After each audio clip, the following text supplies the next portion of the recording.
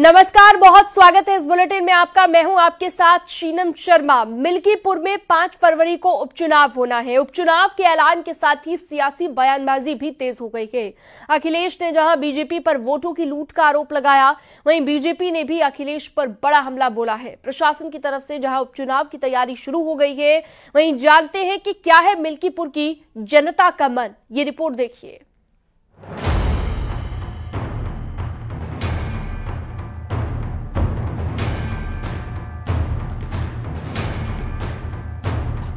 मिल्कीपुर उपचुनाव के लिए तारीखों का ऐलान होने के साथ ही सियासी वार पलटवार तेज हो गया है। अखिलेश ने जहां हाल ही में उपचुनाव में सरकार पर धांधली करने का आरोप लगाया, तो वहीं यूपी सरकार के मंत्री दिनेश प्रताप सिंह ने अखिलेश के आरोपों पर पलटवार किया है।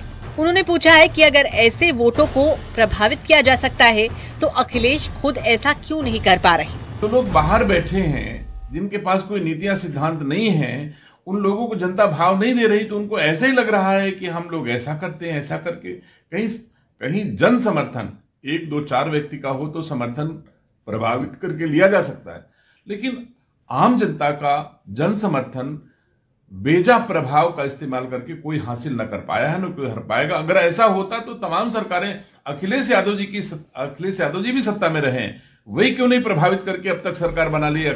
अखिलेश यादव ने एसपी ऑफिस में प्रेस कॉन्फ्रेंस कर मिल्कीपुर उपचुनाव पर बयान दिया। उन्होंने आरोप लगाया है कि कुंदरकी और मीरापुर उपचुनाव में वोटों की लूट हुई। सरकार ने पुलिस के जरिए वोटों की लूट की और अब मिल्कीपुर के लिए भी दावा किया जा रहा है। कुंदरकी का जो वोट की लूट हुई, जो पुलिस प्रशासन के माध्यम से वोट पड़वाए गए, जो वीडियो निकले, तस्वीरें आई, उससे आम जनमानस जान गया कि इन्होंने चुनाव नहीं कराया, इन्होंने पुलिस के माध्यम से वोट लूटे हैं। और वही सरकार कह रही है कि अगर कुंदरकी जीत सकते हैं तो मिल्कीपुर क्यों नहीं। अखिलेश यादव के आरोपों और मिल्कीपुर में होने वाले चुनाव को लेकर सांसद सतीश गौतम ने कहा है कि मिल्कीपुर में अखिलेश को पहले से ही हार दिख रही है, इसलिए वोट लूट का आरोप लगा रही है। सांसद ही 2000 से हारे, कैसे हार सकते थे? हार ही नहीं सकते थे। 2200 से हमारे एमपी हारे। निष्पक्ष चुनाव होता है उत्तर प्रदेश के अंदर, बेधड़क अपना वोट डाल सकता है, कोई भी नहीं कह सकता कि उस पर प्रेशर है किसी बात का है। उन्हें हार दिखाई दे रही है। भारतीय जनता पार्टी की वहां पर प्रत्याशी जीतेंगे मिल्कीपुर में और बहुमत से जीतेंगे। उनको पहले से हार है तो इसलिए वो आरोप लगा रहे हैं। अयोध्या के मिल्कीपुर विधानसभा उपचुनाव को लेकर जिला निर्वाचन अधिकारी ने मीडिया को जानकारी दी। उन्होंने बताया है कि 5 फरवरी को मतदान होगा और 8 फरवरी को मतगणना होगी। इस उपचुनाव में कुल 3.70 लाख वोटर हैं। इसमें 1,92,000 पुरुष मतदाता हैं और 1,77,000 महिला वोटर्स। चुनाव के लिए 255 बूथ और 414 मतदान स्थल बनाए जाएंगे। चुनाव के लिए 4 जोनल मजिस्ट्रेट और 41 सेक्टर मजिस्ट्रेट तैनात किए गए हैं। और हमारे टोटल बूथ जो हैं वो 414 बूथ मध्य स्थल हैं और मतदान केंद्र 255 हैं। इस पूरे इलेक्शन को कराने के लिए हमने पूरे विधानसभा को 4 जोन में बांटा है और 41 सेक्टर में बांटा है। हमारे जितने भी जोनल सेक्टर मजिस्ट्रेट हैं उनकी तैनाती हो चुकी है, एक ट्रेनिंग भी हो चुकी है और लगातार हमारे जितने भी इस चुनाव से संबंधित जो प्रभारी अधिकारी हैं। मिल्कीपुर विधानसभा उपचुनाव का डंका बज चुका है। मिल्कीपुर की जनता का कहना है कि वो विकास के लिए वोट करेगी। कुंदरकी का वहाँ का परिणाम लोग देख रहे हैं और पूरे उपचुनाव में 9 सीटों पर 7 सीटें भारतीय जनता पार्टी लेकर आई। मिल्कीपुर की भी सीट भारतीय जनता पार्टी जीतेगी। क्लियर है कि अयोध्या की हार का बदला मिल्कीपुर की जनता आपकी ले लेगी। इसी में जो कुछ है, मिल्कीपुर में इस बार भारतीय जनता पार्टी का जो भी प्रत्याशी होगा भारी बहुमत से चुनाव जीतेगा निश्चित तौर पे। क्या इसकी वजह क्या है? क्यों? वजह योगी जी जो है लोकप्रिय हैं, मोदी जी लोकप्रिय हैं। मिल्कीपुर उपचुनाव बीजेपी और समाजवादी पार्टी के लिए नाक का सवाल बन चुका है। ऐसे में एसपी के स्टार प्रचारकों की लिस्ट में पिछड़ा, दलित, अल्पसंख्यक का ध्यान रखा जाएगा। आरक्षण और संविधान की रक्षा को पार्टी मुख्य रूप से मतदाताओं के बीच रखेगी। खुद अखिलेश यादव मिल्कीपुर में जनसभाएं और रोड शो कर सकते हैं। वहीं बीजेपी मिल्कीपुर में अपनी पूरी ताकत झोंक चुकी है। सीएम योगी 1.5 महीने में ही अयोध्या के 15 दौरे कर चुके हैं। मिल्कीपुर जीत की सियासी बिसात बिछा चुके हैं। अब 6 मंत्रियों को तैनात किया गया है। न्यूज़ 18 के लिए ब्यूरो रिपोर्ट।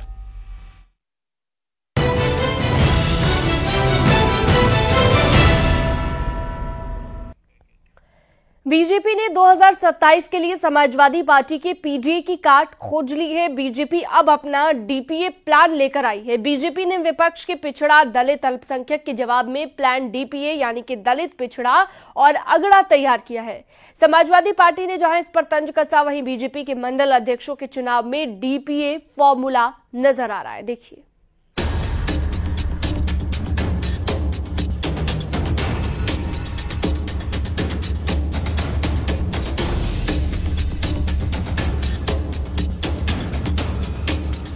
यूपी में बीजेपी ने समाजवादी पार्टी के खिलाफ 2027 के लिए बड़ा प्लान तैयार किया है। बीजेपी ने एसपी के पीडीए वाले नारे के खिलाफ अपना डीपीए वाला नारा तैयार किया है। यानी समाजवादी पार्टी के पिछड़ा, दलित और अल्पसंख्यक को लेकर बीजेपी ने भी दलित, पिछड़ा और अगड़ा का अपना नया फॉर्मूला तय किया है। इस फॉर्मूले के तहत बीजेपी ने संगठन में जगह भी दी है। भारतीय जनता पार्टी ने पहली बार संगठन में बूथ स्तर पर और मंडल स्तर पर महिलाओं की भागीदारी की है। जो आरक्षण की प्रक्रिया है, भारतीय जनता पार्टी ने उसे अपने संगठन में भी लागू किया है। मंडल अध्यक्षों के तहत अगर देखा जाए तो भारतीय जनता पार्टी ने 33% से ज्यादा महिलाओं को मंडल अध्यक्ष बनाया है। यही नहीं, सिखों को भी भारतीय जनता पार्टी ने संगठन में जगह दी है। चुनाव को लेकर बीजेपी बड़ा लक्ष्य बना रही है और उसकी तैयारी में भी जुट गई है। विपक्ष के पीडीए के जवाब में डीपीए के जरिए बीजेपी अपने सेनापति तैयार कर रही है। कुछ लोग पीडीए का नारा देते हैं, लेकिन सबका साथ सबका विकास कभी करते नहीं है। केवल जाति विशेष के लोगों को ही अपनी पार्टी में शामिल करते हैं। लेकिन भारतीय जनता पार्टी जब अपने मंडल अध्यक्ष बना रही है तो न केवल उसमें सभी जातियों का समावेश करने का काम कर रही है, बल्कि आधी आबादी को भी पर्याप्त हिस्सेदारी देने का काम कर रही है। भारतीय जनता पार्टी ने आज सबका साथ सबका विकास, सबका विश्वास और सबका प्रयास अपने संगठन में लागू करके दिखाया। बीजेपी ने 1500 मंडल अध्यक्षों के चयन में डीपीए फॉर्मूले के तहत दलित, पिछड़ा और अगड़ों को पर्याप्त भागीदारी देकर बूथ स्तर पर विपक्ष को चित करने की योजना तैयार की है। मंडलीय स्तर पर के वहाँ के अध्यक्षों में उन्होंने 33% महिलाओं को अपना एक स्थान दिया है, सवर्णों को भी दिया है, दलितों को भी दिया है, पिछड़ों को भी दिया है। तो भारतीय जनता पार्टी ने एक ये संदेश देने की कोशिश की है कि वो जो एक बात करती है उसको उस व्यापक रूप में लिया जाए कि सबका साथ सबका विकास। तो मुझे लगता है कि उसी नीति के तहत सभी जातियों का, सभी वर्गों का, सभी संप्रदायों का को साथ लेकर चलने के लिए उन्होंने संगठन स्तर से ये प्रयास किया है। बीजेपी के इस फॉर्मूले पर समाजवादी पार्टी ने तंज कसा है। उसका कहना है कि बीजेपी सिर्फ नारे दे सकती है, लोगों के मुद्दों पर बात नहीं करती, बल्कि असली मुद्दों से लोगों को भटकाती है। बीजेपी चाहकर भी एसपी की पीडीए वाली काट नहीं ला पाएगी। केवल डीपीए नारा दे देने से भारतीय जनता पार्टी को वोट मिलने वाला नहीं है। समाजवादी पार्टी लगातार पिछड़े, दलित, अल्पसंख्यक, किसान, मजदूर की लड़ाई लड़ रही है और लड़ती रहेगी। समाजवादी पार्टी समझती कि केवल नारा देना ये भारतीय जनता पार्टी का काम है। नारे बहुत भाजपा ने दिए हैं, बहुत हुई महंगाई की मार, अब की बार भाजपा सरकार, 2 करोड़ रोजगार, और ये उसी तरीके का जुमले वाला नारा है डीपीए। बीजेपी के पीडीए का फॉर्मूला उसके संगठन में नजर आने लगा है। बीजेपी ने मंडल अध्यक्षों के चयन में पिछड़ों को मौका दिया है। कुर्मी, कुशवाहा, मौर्य, शाक्य, सैनी, गुज्जर, जाट, लोधी, निषाद, राजभर, मल्लाह, कश्यप, बिंद, चौहान, दलितों में गौतम, पासी, धोबी, सोनकर को मौका दिया है। बड़ी संख्या में वैश्य समाज को भी प्रतिनिधित्व दिया गया है। बीजेपी ने मंडल अध्यक्षों के चयन में सभी वर्गों का ख्याल रखा है। बीजेपी ने मंडल अध्यक्ष और बूथ अध्यक्षों में महिलाओं की बड़ी भागीदारी दी है। पहला मौका है जब बीजेपी ने मंडल और बूथ अध्यक्षों पर महिलाओं को इतनी बड़ी संख्या में प्रतिनिधित्व दिया है। बीजेपी के 1500 मंडल अध्यक्षों में 623 ओबीसी, 408 दलित समाज और 480 अगड़े वर्ग से मंडल अध्यक्ष बनाए गए हैं। बीजेपी ने पहली बार बूथ और मंडल स्तर पर महिलाओं को जिम्मा दिया है। बीजेपी ने 280 से ज्यादा महिलाओं को मंडल अध्यक्ष बनाया है। बीजेपी अनुसूचित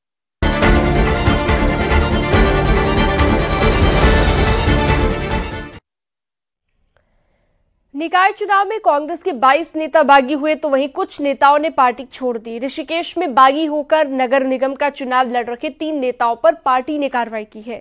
लेकिन पिथौरागढ़ में विधायक मयूख महर ने जहां बागी उम्मीदवार के साथ, वहीं रुड़की में यशपाल राणा पार्टी से अलग श्रेष्ठा राणा को चुनाव लड़वा रहे हैं। लेकिन बड़े नेताओं पर अब तक कार्रवाई नहीं हुई है। तो क्या कांग्रेस का ये डबल स्टैंडर्ड है? क्या कांग्रेस बड़े नेताओं पर कार्रवाई से बच रही है? कांग्रेस प्रदेश अध्यक्ष करण माहरा का कहना है कि कार्रवाई सब पर होगी। अब जिला अध्यक्ष के लेवल पर कार्रवाई की जा रही है, बख्शा कोई नहीं जाएगा। सीनियर नेताओं पर कार्रवाई के लिए हाईकमान को लिखा गया है। इस समय के टिकट वितरण में भी आप देख लीजिए, चाहे वो नगर निगम के हैं, चाहे वो नगर पंचायतों के हैं, ऐसे लोगों को टिकट हमारे हाईकमान ने दिया है, हमारी पार्टी के वरिष्ठ लोगों ने छाटा है, जो आने वाले 20-25 साल तक कांग्रेस की कमान को संभाल के चलेंगे। तो ये जो राजनीति है, ये प्रोसेस लंबी प्रोसेस है, इसमें एक दिन में दवाई दी नहीं जाती।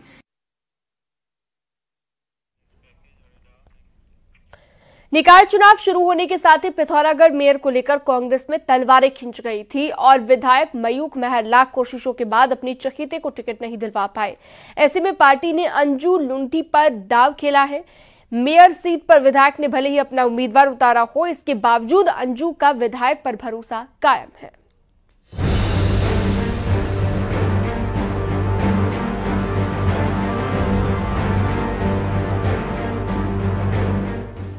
पहली बार नगर निगम बना पिथौरागढ़ निकाय चुनाव में सबसे ज्यादा चर्चाओं में। इस सीट पर टिकट का ऐलान होने के साथ ही बीजेपी हो या फिर कांग्रेस, दोनों दलों को बगावत झेलनी पड़ी है। हालात तो यहाँ तक जा पहुँचे हैं कि विधायक मयूख महर ने मोनिका महर को निर्दलीय मैदान में उतारा है। और यही नहीं, निर्दलीय मोनिका के प्रचार की कमान भी खुद कांग्रेस विधायक ने अपने हाथों में ले ली है। विधायक की माने तो अंजू लुंठी के शहर की सियासत में आने से वो बागी होने पर मजबूर हुए कि आज जब वो गांव की राजनीति कर रही थी, वो ब्लॉक प्रमुख रही, जिला पंचायत सदस्य रही और उनको इस जिले का सबसे बड़ा सम्मान पार्टी ने कांग्रेस जिला अध्यक्ष रही हैं। अब वो जब ग्रामीण क्षेत्र की राजनीति को छोड़ के फिर शहर की क्षेत्र की राजनीति करना चाह रही हैं, तो यहाँ पर मुझे बहुत बड़ी दिक्कत है। असल में अंजू लुंठी ने पिथौरागढ़ विधानसभा से 2019 में कांग्रेस के टिकट पर उपचुनाव लड़ा था। तब मयूख महर ने उपचुनाव में अंजू को टिकट ही नहीं दिलाया, बल्कि प्रचार में पसीना भी बहाया। लेकिन अब हालात बिल्कुल उलट हैं। विधायक मयूख महर ने जहां अंजू के खिलाफ मोर्चा खोल दिया, तो वहीं अपने उम्मीदवार के लिए दिन रात एक भी कर रहे हैं। हालांकि इसके बाद भी अंजू का अपने विधायक पर अभी भी भरोसा कायम है कि 2019 में जब मैं उन्होंने ही मुझे यहाँ पर टिकट दिया था और उन्होंने ही मुझे यहाँ पर चुनाव लड़ने के लिए कहा था। उस समय आप लोगों ने देखा होगा कि उन्होंने कहा था कि मैं उनकी बहन हूँ और मैं एक योग्य कैंडिडेट हूँ, तो उनका आशीर्वाद सदैव मेरे साथ रहता है। कांग्रेस में मची बगावत ने मेयर का चुनावी समीकरण बदल दिया है। ऐसे में जनता जनार्दन किसके पक्ष में वोट करेगी, ये कह पाना फिलहाल मुश्किल है। लेकिन इतना तय है कि बीजेपी इस टूट का फायदा लेने की पूरी कोशिश करेगी। ये बात अलग है कि बीजेपी की भी 3 महिला बागी होकर मैदान में है। न्यूज़ 18 के लिए पिथौरागढ़ से विजय वर्धन उप्रेती की रिपोर्ट।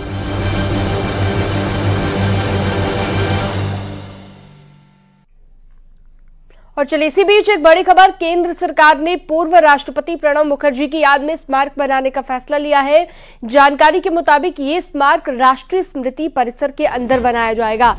इसके लिए केंद्र सरकार ने एक जगह चुनने की मंजूरी भी दे दी है। केंद्र सरकार के इस फैसले पर पूर्व राष्ट्रपति प्रणब मुखर्जी की बेटी शर्मिष्ठा मुखर्जी खुशी जताती नजर आई हैं और पीएम मोदी से मुलाकात कर आभार भी उन्होंने जताया है।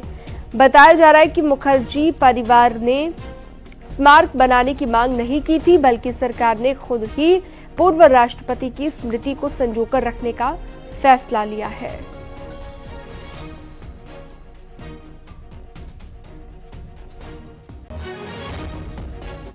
मेमोरियल भी एक राष्ट्रीय सम्मान होते हैं। स्टेट ऑनर्स जो हैं वो कभी मांगा नहीं जाता, इसलिए हमारा परिवार कभी मांगा नहीं, कभी डिमांड नहीं किया। लेकिन बिन मांगे, बिना डिमांड किए हुए प्रधानमंत्री मोदी जी ने इस बारे में सोचा और उन्होंने खुद ये डिसीजन ली कि बाबा का स्मृति के लिए उनकी ऑनर में ये मेमोरियल बनाया जाएगा। तो it is immensely touching and मैं उनको और भारत सरकार को अपने दिल की गहराई से आभार व्यक्त करना चाहूंगी।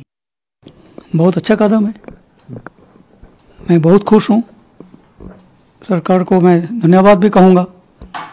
ये खबर सबसे पहले मुझे मिली थी मेरा सिस्टर से, उनका व्हाट्सएप एंड ट्विटर मैसेज। उसके बाद दूसरा कोई मीडिया से भी खबर, अभी हमारा पीएसओ भी बताया, टीवी में आ रहा था। एक मैसेज भी somebody has sent me some part of the letter, उसमें कंफर्मेशन दिया हुआ है।